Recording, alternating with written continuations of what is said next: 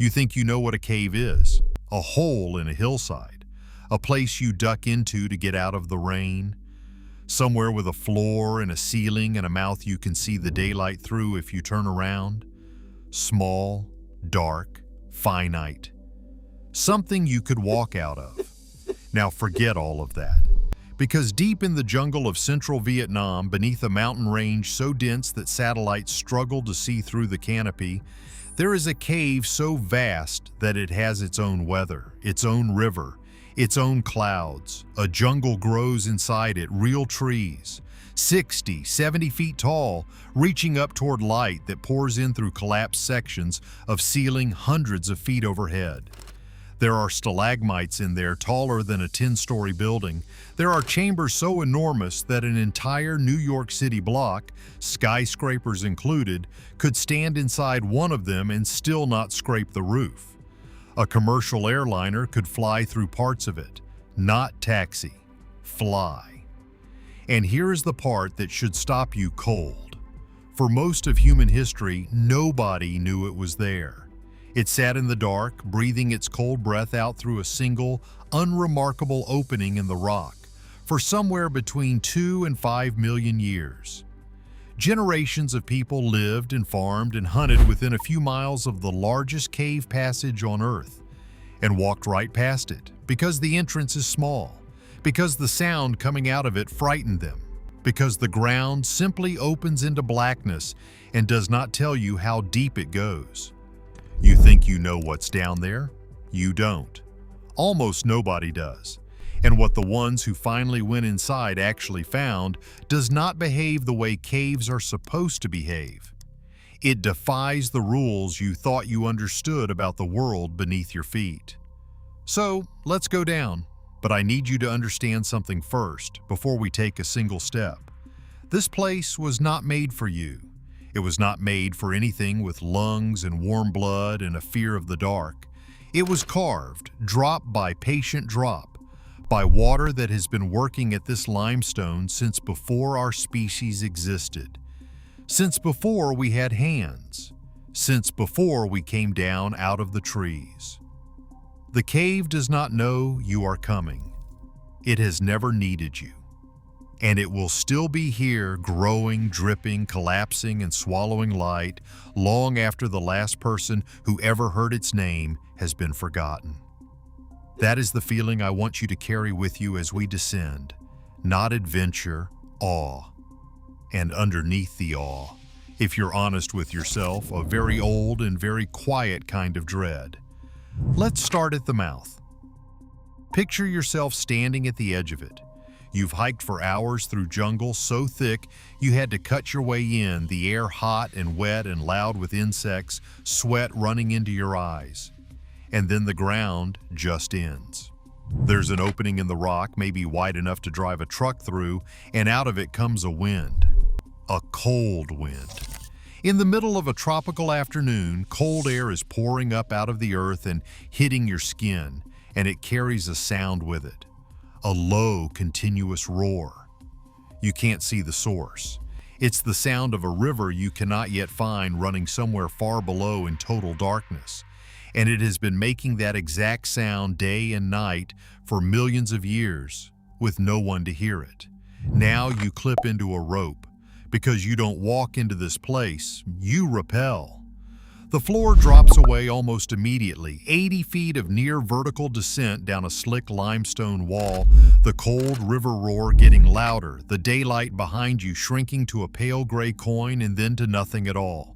And when your boots finally touch the bottom and you switch on your lamp, the beam does something strange. It reaches out, and it finds nothing. No wall, no far edge, no ceiling.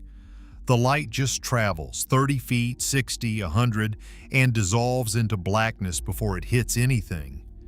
You are standing in a room, but your senses cannot confirm that it's a room because a room implies boundaries, and here the boundaries are too far away to matter. This is the first thing the cave takes from you, your sense of scale.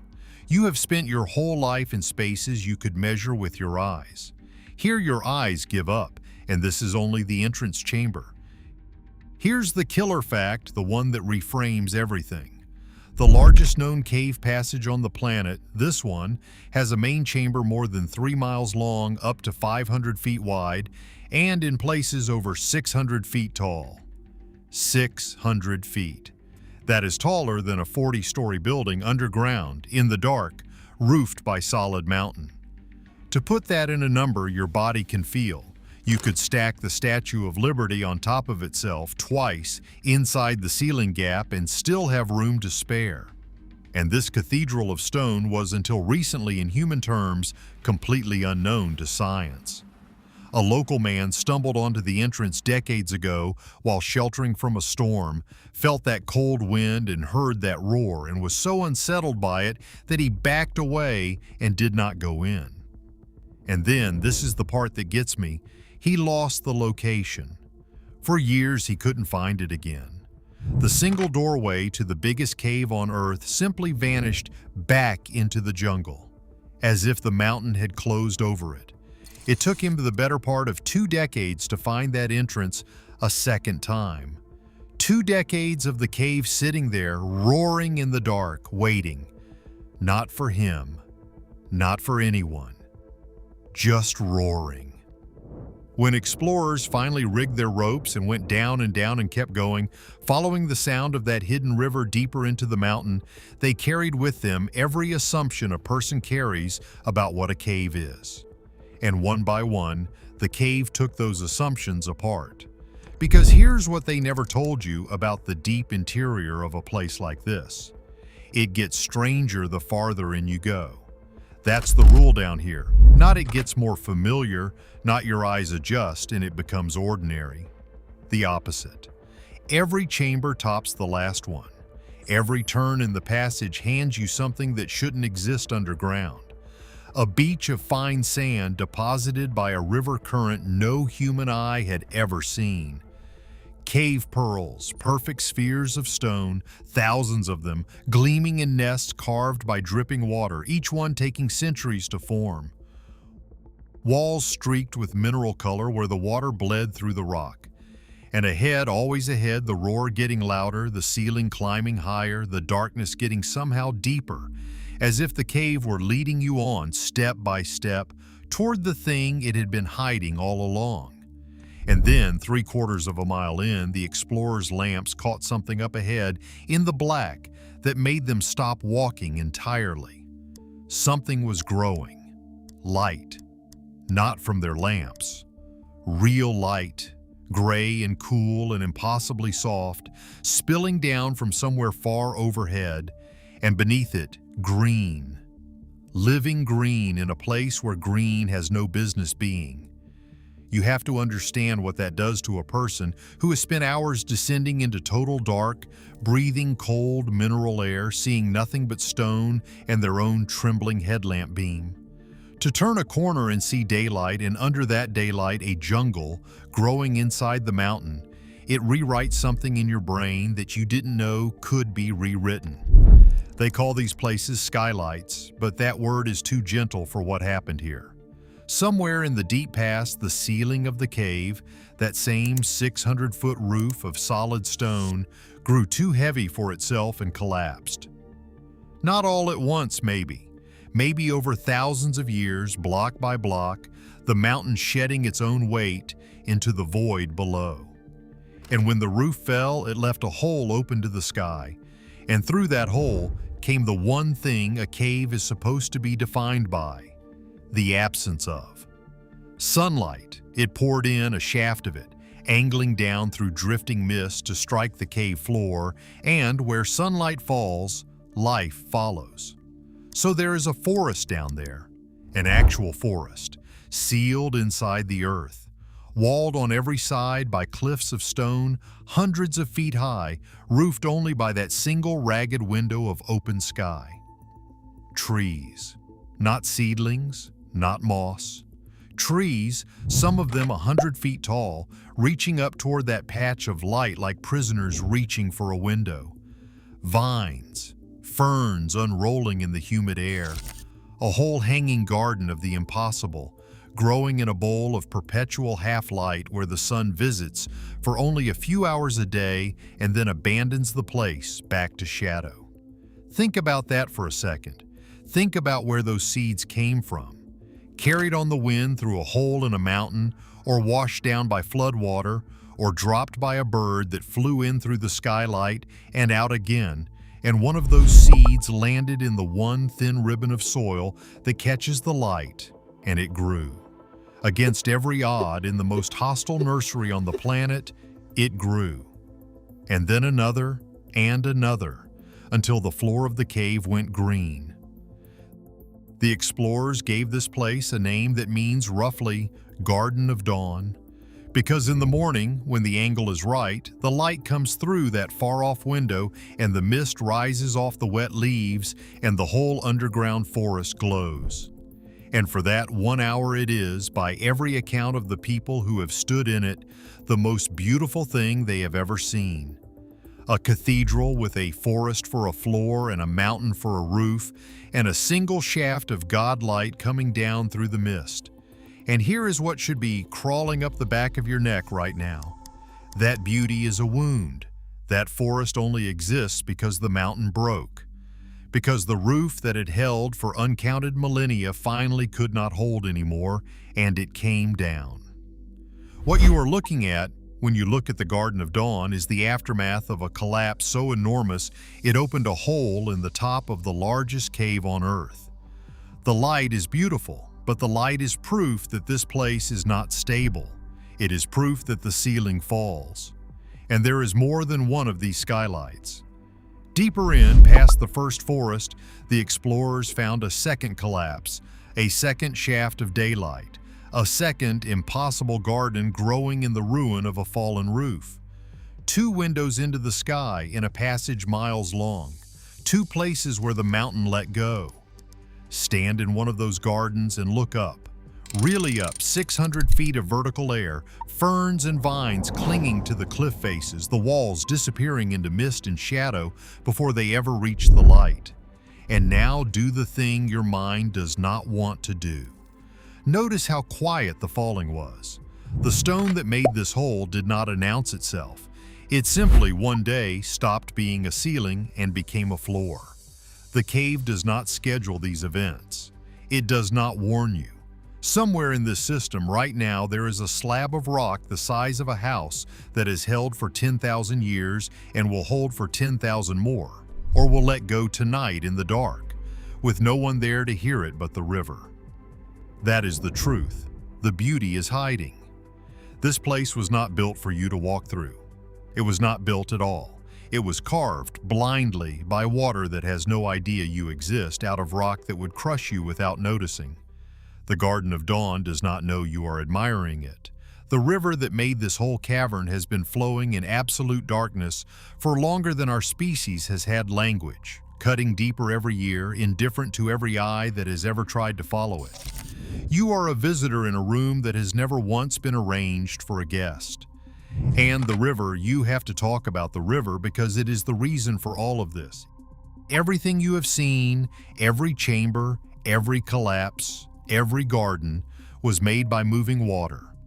That roar the local man heard when he sheltered from the storm, the sound that scared him back into the jungle, that was the river, deep inside the mountain, doing the patient violence that hollowed out the biggest cave on the planet.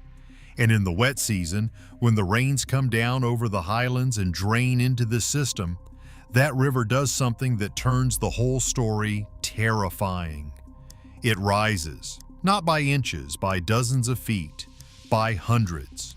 There are places on the cave walls far above your head where you can see the mark the water leaves, a stain, a line of debris caught in the stone, marking the level the flood reached. And that line is not near the floor. It is up there, way up there.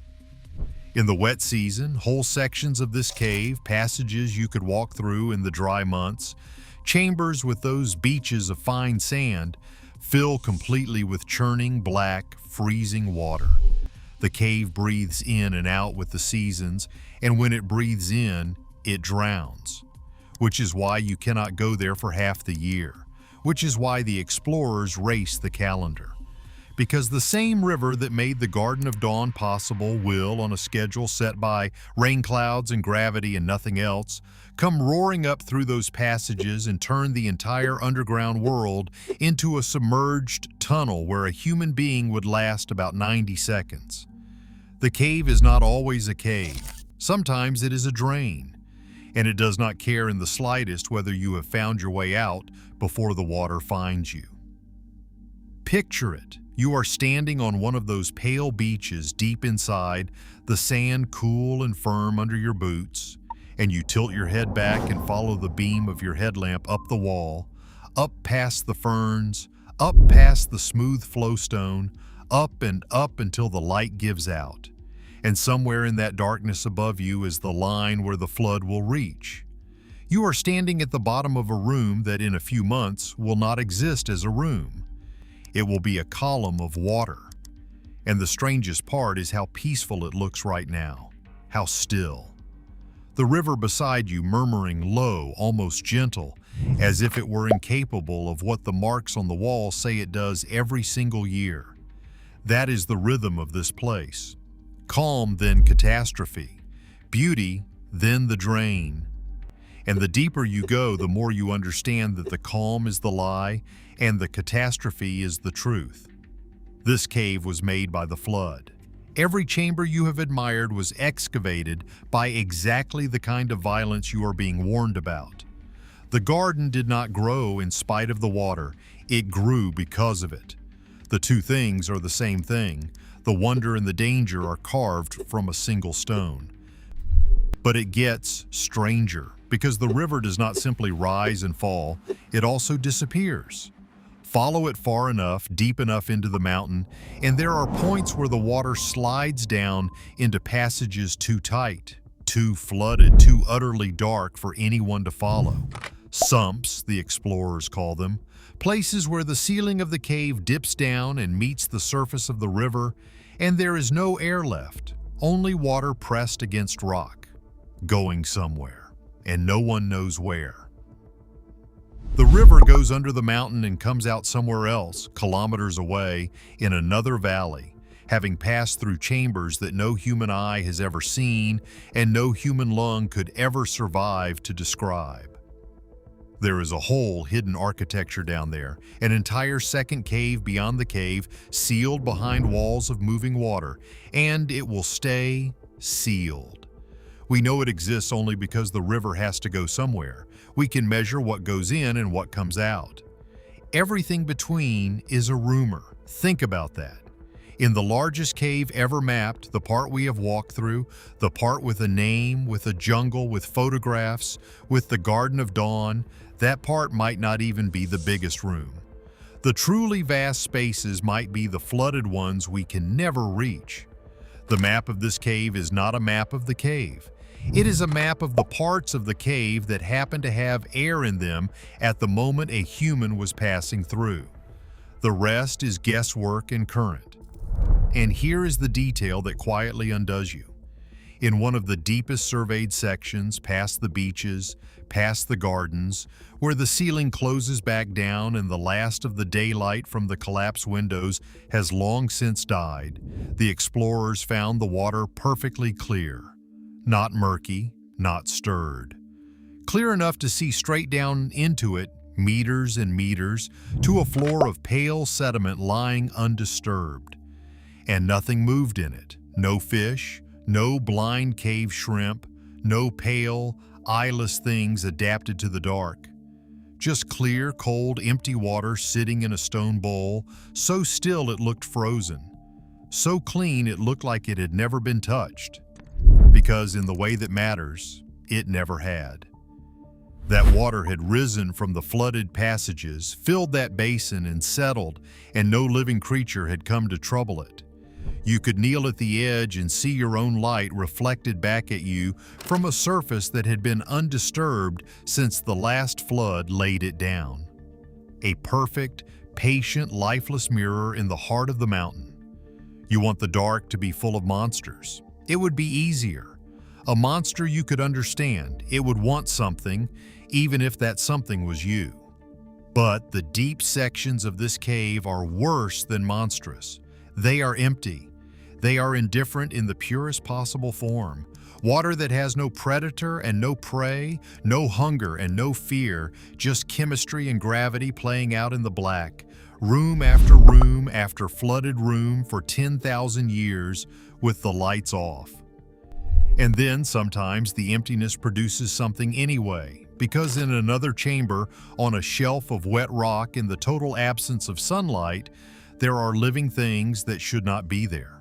Fish with no eyes, not damaged eyes, not blind eyes, but faces where the eyes have simply been erased, generation by generation. Because in a place with no light, a working eye is just an expense, a wound waiting to happen, and evolution, that most patient of accountants, wrote them off. Pale crabs, the color of old bone, moving over stone by touch alone. Insects that have never known and will never need to know that a sun exists. Creatures whose entire universe is this darkness, whose ancestors were sealed in here so long ago that they became a separate branch of life, running their own slow experiment in a laboratory no one designed. And the researchers who study them will tell you quietly that if you wanted to know what life might look like on some sunless ocean under the ice of a distant moon, some world where the only warmth comes from the rock and the only water is trapped in the dark, you could do worse than to come here. To kneel by that clear, cold water and shine your light on a fish that lost its eyes to save the energy, and understand that life does not need us, does not need the sun, does not need anything except a crack in the rock and enough time. But it gets darker, because for all the wonders, the eyeless fish, the garden of dawn, the clouds forming inside the mountain, the thing that has haunted the people who go into this cave is not any of the things they found. It is the things they cannot explain. And every large cave, every deep system, every place where humans push a little further than they should, seems to collect these moments that do not fit the survey, sounds that do not match the map. In the far chambers, deep past the sumps, more than one explorer has reported hearing something they could not account for. Not the river. The river you learn quickly, the way you learn a voice. Not the wind, though the wind in these passages can moan like something alive. Something else. A knock. A single deliberate sounding knock transmitted through solid rock, felt in the chest more than heard in the ear, coming from a direction that made no sense, from below, from inside the wall, from a part of the mountain where there was supposed to be nothing but stone. One, and then silence. And the honest answer, the one the geologists give, is that a mountain this size is never truly still. That rock settles, that temperature shifts crack stone, that a slab under strain will eventually let go, and that a knock in the dark is almost certainly the sound of the cave, adjusting itself the way it has adjusted itself for millions of years, indifferent to whoever happens to be standing there when it does, almost certainly. But you try telling that to a person alone in a chamber the size of a cathedral, headlamp swallowed by dark on every side, when the knock comes a second time, and then a third, evenly spaced, patient, like something counting. And it gets stranger, because there are passages in this system that no one has walked, not one human being in all of time. The surveyors reach a wall of water, a sump, a flooded throat of stone where the ceiling dips below the river, and beyond it the map simply stops. A white space, a question mark drawn in a place no light has ever touched. Divers have pushed into a few of these, threading a line behind them into black water so still it feels solid. And some of them have come back changed, quiet, unwilling to describe what it is to be suspended in a flooded tunnel a mile inside a mountain with nothing above you but rock and nothing below you but more dark. And some of the passages they will not enter at all. Not because they are afraid, they say, because there is no reason good enough, because the cave does not owe you a way out, and it has a long habit of keeping what it takes. But here is the reframe. Here is the thing that reorders everything you have just felt. All of this, the airplane hangar chambers, the jungle growing in a hole in the roof, the eyeless fish, the clouds, the knock in the dark, the flooded passages no one has seen, all of it was hiding under a green hillside that farmers walked across for 100 generations, directly beneath the ordinary. A man out gathering wood felt cold air pushing up out of the ground and stepped back from it, because it frightened him, because it felt like the breath of the earth itself. And then he lost the spot. And for 18 years, the largest cave passage on the planet went on existing exactly as it had for millions of years. The river running, the fish drifting eyeless through the pools, the clouds forming and dissolving in the dark, with no one to see it, no one to name it, no one to know. It did not wait for us. It was never waiting for us. It simply was, and it would have gone on being undiscovered, indifferent, for as long as the mountain stood, if one frightened man had not, by pure accident, stumbled onto the edge of the abyss. And that is the quiet, devastating thing, not the size, not the knock. This, that a place large enough to swallow whole neighborhoods, deep enough to hide its own weather, old enough to have grown its own separate branches of life, sat directly beneath the footpaths of ordinary people and revealed itself to no one. Think about what that means. Think about how thin the skin of the known world really is. You walk across solid ground every day and you trust it. And beneath that trust there are voids you cannot imagine. Cathedrals of stone with rivers in them and skies of their own. And you will live your entire life and never know which fields you crossed were hollow underneath. The map you carry in your head, the one that says the world is settled, surveyed, understood, that map is a comfort, and it is a lie. The largest cave chamber on Earth was found in this century. This one, which means the next one is still out there, breathing its cold breath up through some hillside, waiting for a frightened man with a good reason to run and a bad reason to look back. Because we have not finished this cave. Understand that. For all the expeditions, all the ropes and lights and years, there are still those white spaces on the map, still the sumps no one has crossed, still the knock that no one has walked toward to find the source of. We have seen a fraction. We named it, we measured a piece of it. We planted a walkway so a handful of people could stand in the dark and feel small. And then we reached the flooded wall and we stopped, because that is where we always stop, at the edge of the water. At the edge of what the body can survive, at the edge of the reason good enough. And the cave went on past that edge exactly as it always has, into passages that may hold more wonders, more eyeless things, more chambers, more knocks in the dark, and it does not know we are here, and it will not notice when we are gone. That is the feeling to carry out of the mountain and back up into the light. Not fear exactly. Something older than fear. The understanding that this place was never made for you. The river did not carve those halls so that you could marvel at them.